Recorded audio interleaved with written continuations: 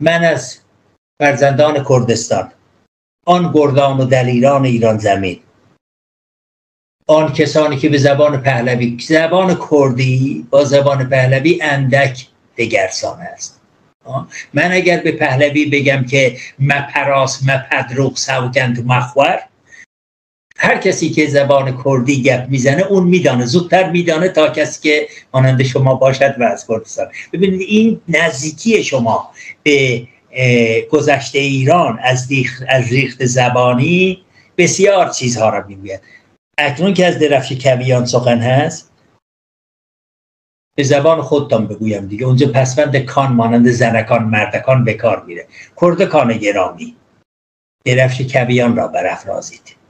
به جای اینکه یه درفشی بیاورید که شیر و خورشیدش شیرش نیست و شمشیرش نیست و خورشیدش هست، درفش کویان رو، درفش نیاکان خودتان را بیارید که نیاکان خودتان در زیر این درفش جانها افشاندند.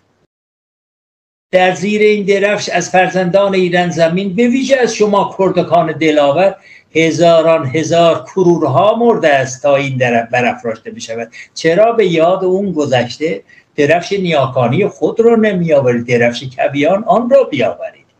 ما برای یکپارچگی، همبستگی، نیرو نیاز داریم.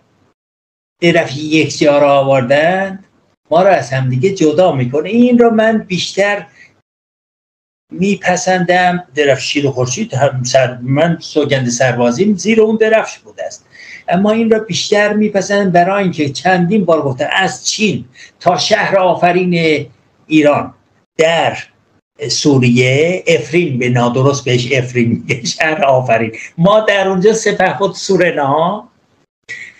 سورنا پهلوی در اونجا روم را شکسته، سر کراسوس رو بریده. اون چیزی که قرآن این تازینامه هست خشم کرده به اون، یک تازینامه یه چیزی را به نام سوره روم در اونجا گذاشته است و الله در اونجا آزرده شده است که ایران شکست داده است روم را. آخه اون روم پدید آورده دیگه، اون الله و قرآن رو نمیدونه، کار رومه. اونجا الله خشم میگیره چون سپهبد سورنا کراسوس را در اونجا زیر پا گرفته، رده های روم را دریده. اکنون در اونجا کی میشینه در شهر آفرین؟ یزیدیان، کردکان زرتشتی، ایزدیان.